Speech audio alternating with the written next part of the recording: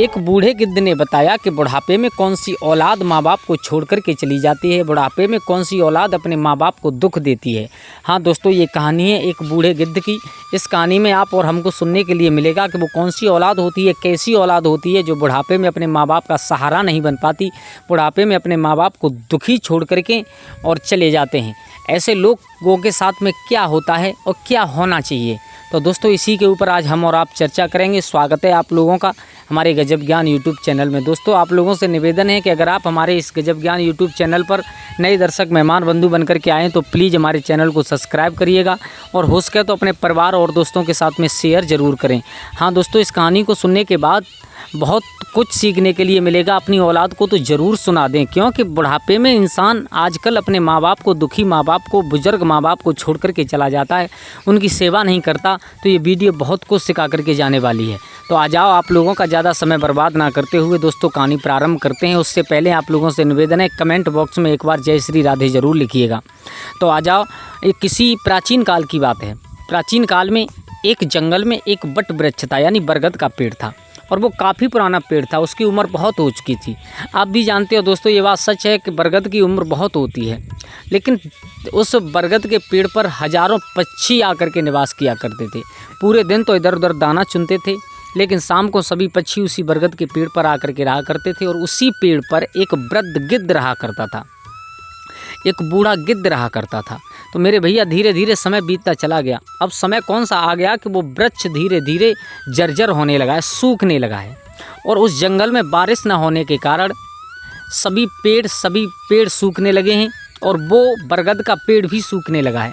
उससे डालियाँ टूट टूट करके गिरने लगी हैं, पत्ते सब झड़ गए थे, पतझड़ जैसा हो गया था। तो जितने पक्षी थे उस पेड़ को छोड़ करके जाने लगे हैं धीरे धीरे। मेरे भैया, धीरे धीरे उस जंगल को ही छोड़ करके दूसरे स्थानों पर अपने उपयोग हेतु जगह ढूंढने लगे हैं। तो जब सब पक्षी जाने के लिए तैयार हुए तो वो बूढ़ा गिद्ध ने निश्चय कर लिया कि मैं इस पेड़ को छोड़ करके नहीं जाऊंगा। ये बूढ़ा हो गया तो क्या हुआ, जर्जर हुआ तो क्या हुआ, लेकिन मैं इसे छोड़ करके नहीं जा सकता। मेरे भैया, पक्षियों ने जाने से पहले उस बूढ़े गिद्ध से कहा, काका एक काम कीजिए, ये पेड़ किसी दिन हवा के झोंके से टूट जाएगा। ना तो इस पर कोई पत्ता है, ना इस पर कोई डाली बची है, ये केवल पेड़ खड़ा है, और इस पेड़ में अगर तेज़ी से हवा का झोंका आ गया तो ये टूट जाएगा। इसके साथ में आप भी गिर करके मर जाओगे। इसलिए एक काम कीजिए, आप भी हमारे साथ चलिए, इस पेड़ को छोड़ दीजिए। उस बूढ़े गिद्ध ने साफ साफ मना कर दिया, आपको जहाँ जाना है वहाँ जाइए, मैं आपके साथ नहीं जा सकता। क्योंकि इंसान इतना खुदगर्ज हो चुका है, इतना खुदगर्ज जीव हो चुका है कि जब तक उससे किसी से लालच रहता है तब तक उससे प्रेम करता है, उसे अपनाता है। जब लालच ख़त्म हो जाता है तो उसे छोड़ करके चला जाता है। इंसान चाहे कितना भी बड़ा सुखी क्यों ना हो जाए, और जो इंसान अपने बुजुर्ग माँ बाप को छोड़ करके और जो प्रदेश में या देश में किसी या विदेश में सुखी रहते हैं, वो इंसान नहीं हुआ करते। ध्यान रखना, जिन माँ बाप ने तुम्हें हर चीज़ की आपूर्ति की, किसी चीज़ की कमी नहीं होने दी, और उन माँ बाप के ऊपर संकट आ गया, उन माँ बाप के किसी चीज़ की ज़रूरत है तो आप मुख मोड़ करके जा रहे हो, बुढ़ापे में उन्हें छोड़ करके जा रहे हो। तो ये जो पेड़ है, बूढ़ा गिद्ध समझा रहा है, ये जो पेड़ है ये मेरे पिता समान है, क्योंकि मैंने इसी पर जन्म लिया है, इसी पर खेल कूद करके बड़ा हुआ हूँ, इसी पर दुख सुख में मैं इसी पेड़ पर रहा हूँ, और आज मेरे ऊपर बुढ़ापा है और इस पेड़ के ऊपर बुढ़ापा है। और अगर आज मैं इस पेड़ को छोड़ करके चला जाऊँ तो मुझसे बड़ा कोई खुदगर्ज इंसान नहीं होगा। इसलिए आपको जहाँ जाना है वहाँ जाइए। मेरे भैया, उन पक्षियों ने उस बूढ़े गिद्ध को बहुत समझाया। काका बोले, आप ऐसा लगता है सटे आ गए हो, बिल्कुल हैं, आपको चलना है हमारे साथ या नहीं चलना है। उस गिद्ध ने साफ साफ इनकार कर दिया, बोले हम तुम्हारे साथ नहीं जाएंगे। मेरे भैया, अब क्या था, वो सब चले गए। सब पक्षी उस जंगल को छोड़ करके, उस बट वृक्ष को छोड़ करके वहाँ से निकल गए हैं। अब वो बूढ़ा गिद्ध बेचारा इधर उधर जैसे तैसे इधर उधर जंगल में भटक करके अपने लिए खुद थोड़ा बहुत खाने का इंतजाम करता। अपना पेट भरने के बाद शाम को आकर के अकेला ही उस बट वृक्ष पर रैन काटता है। मेरे भैया, अब वो अकेला रहने लगा। पता नहीं दिमाग में क्या क्या बातें आती हैं कि जीव कितना खुदगर्ज होता चला जा रहा है, कि इंसान के हृदय में बिल्कुल दया नाम की तो चीज़ ही नहीं रही है। जीवों के हृदय में दया नाम की चीज़ नहीं रही है। जब तक ये पेड़ हरा भरा था, जब तक ये हम सबको सुकून देता था, जब तक ये हम सबको सुख देता था, तब तक सब लोग इस पर रहते थे। लेकिन जब आज इस पेड़ के ऊपर संकट है तो सभी छोड़ करके चले गए। कैसे जीव खुदगर्ज होते चले जा रहे हैं। मेरे भैया, धीरे धीरे समय निकलता चला गया। अब उन पक्षियों ने एक दिन फिर विचार किया, बोले क्यों ना एक बार उस बूढ़े गिद्ध को जाकर के फिर दोबारा पूछ लिया जाए कि आप उस पेड़ को छोड़ दें तो ज़्यादा अच्छा है। मेरे भैया वो पक्षी लौट करके दोबारा आए हैं। उन्होंने आकर के फिर कहा है, बूढ़े काका अब तो कई दिन निकल गए और आपको भी मालूम है बारिश होने का नाम नहीं ले रही है, जंगल सूखता चला जा रहा है दिन प्रतिदिन, और आप किसी दिन भूखे ही मर जाओगे। रहना तो बहुत दूर, आपको खाने तक के लिए कुछ नहीं मिलेगा। इसलिए एक काम कीजिए, आप हमारे साथ चलिए, इस पेड़ को छोड़ दीजिए। मेरे भैया बहुत कहा उन्होंने, लेकिन गिद्ध ने वही अपनी हट पकड़ ली। बोले चाहे कुछ कहो आप, लेकिन हम इस पेड़ को छोड़ करके कहीं नहीं जा सकते, कुछ नहीं कर सकते। आपको जहाँ जाना है वहाँ जाइए। अब मेरे भैया जो उसके वंशज थे उस गिद्ध के, उन्होंने बेचारे, और तो सब पक्षी चले गए, लेकिन जो उसके बेटा और जो कुछ भी वंशज थे ना, उसके बच्चे जो थे, उन्होंने विचार किया है कि ऐसा लगता है कि इनकी बुढ़ापे में वृद्ध शरीर के साथ साथ इनकी बुद्धि सटिया गई है।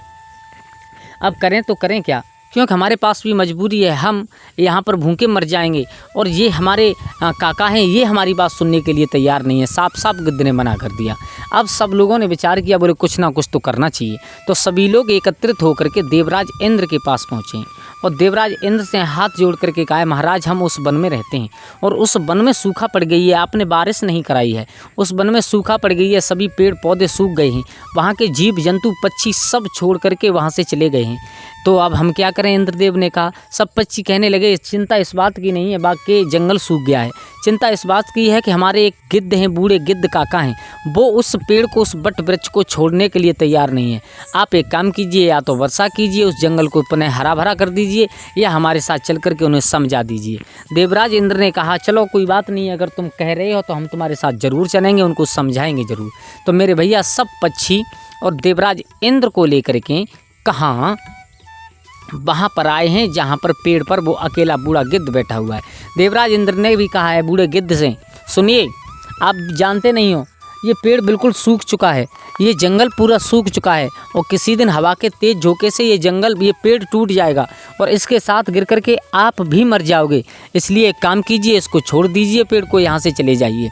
तो उस गिद्ध ने कहा है, महाराज आप तो देवराज इंद्र हो, आप सब जानते हो, और अगर आप ऐसी बातें करोगे तो फिर कैसे काम चलेगा। आप ही बताइए, इंसान अपने बच्चों को क्यों पालता है? इसलिए पालता है अपने बच्चों को बुढ़ापे में वो उनका सहारा बने। इंसान अपने शरीर पर कष्ट उठा लेता है लेकिन अपनी औलाद को कभी दुखी नहीं रहने देता, और वही औलाद अगर बुढ़ापे में उसे छोड़ करके चली जाए तो उस इंसान के हृदय पर क्या बीतती है। देवराज इंद्र कहने लगे, वो इंसान कभी जीवन में सुखी नहीं रहता जो बुढ़ापे में अपने माँ बाप को छोड़ करके चला जाता है। और आपको एक बात बता दें, आजकल ये शौक हो गया है कि इंसान घर में कुत्ते को तो पाल सकता है लेकिन एक माँ बाप को नहीं रख सकता। माँ बाप को वृद्धाश्रम भेज देते हैं और कुत्तों को अपने घर में ला करके पालते हैं। दोस्तों ये बात सच है बिल्कुल। देवराज इंद्र समझाने लगे कि वो इंसान कभी सुखी नहीं रहता जो अपने माँ बाप की सेवा नहीं कर पाता, और जो अपने माँ बाप को बुढ़ापे में छोड़ करके चला जाता है, उनके बुढ़ापे की लाठी नहीं बनता, वो कभी इंसान सुखी नहीं रह सकता।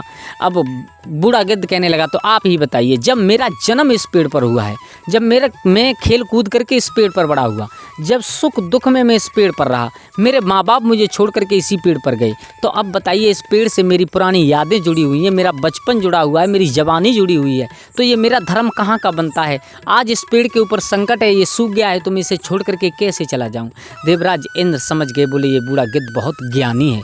मेरे भैया देवराज इंद्र ने कहा बूढ़े गिद्ध से, तुम्हारी बात 100% सच है, बिल्कुल सच कहा आपने। तो अच्छा एक काम कीजिए, हम तुम्हारी बात से बहुत प्रसन्न हो गए हैं। अब एक काम करें, आप हमसे कुछ वरदान मांग लीजिए अपने लिए। उस बूढ़े गिद्ध ने कहा है, देवराज इंद्र अगर तुम वरदान देना चाहते हो तो सुनिएगा। वरदान मैं तो कुछ नहीं मांगना चाहता क्योंकि मेरी वृद्ध अवस्था है, कुछ दिन की मेरी ज़िंदगी है, लेकिन मैं चाहता हूँ कि अगर आप वरदान देना चाहते हो तो आप इस जंगल को पुनः हरा भरा कर दीजिएगा, जिससे मेरे जाने के बाद यहाँ पर हजारों पक्षी फिर किलोलें करने लगें। मेरे भैया देवराज इंद्र और ज़्यादा खुश हो गए, क्योंकि दोस्तों ये नियम है हमारे संसार का कि जो इंसान भगवान से कभी भी अपने लिए मांगता है उसे मिलने में थोड़ी टाइम लगता है, और जो इंसान समाज कल्याण के लिए मांगता है भगवान उसे देने में देर नहीं करते, और भगवान के द्वार पर जाकर के कभी भी अपने लिए कुछ नहीं मांगना चाहिए। तो देवराज इंद्र ने उस जंगल में बारिश कराई है। मेरे भैया बारिश होने के कारण वो बरगद का पेड़ पुनः हरा भरा हो गया है, पूरा जंगल हरा भरा हो गया है, फिर पक्षी लौट करके उस पर किलोलें करने लगे हैं। तो दोस्तों क्या सीखने के लिए मिला इस कहानी से? इस कहानी से केवल यही सीखने के लिए मिला कि बुढ़ापे में अपनों को कभी भी छोड़ना नहीं चाहिए, और जो लोग बुढ़ापे में अपनों को छोड़ देते हैं वो कभी जीवन में सुखी नहीं रहते। तो दोस्तों कैसी लगी आप लोगों को हमारी ये कहानी? अगर अच्छी लगी हो तो प्लीज़ हमारे गजब ज्ञान यूट्यूब चैनल को सब्सक्राइब कर लीजिए और हो सके तो अपने परिवार और दोस्तों के साथ में शेयर कर दें। आज के लिए बस इतना ही। कल फिर मिलते हैं किसी एक नई कहानी, एक नई चर्चा के साथ। तब तक के लिए सभी लोग आनंदित रहें, खुश रहें। जय श्री राधे, जय श्री राम।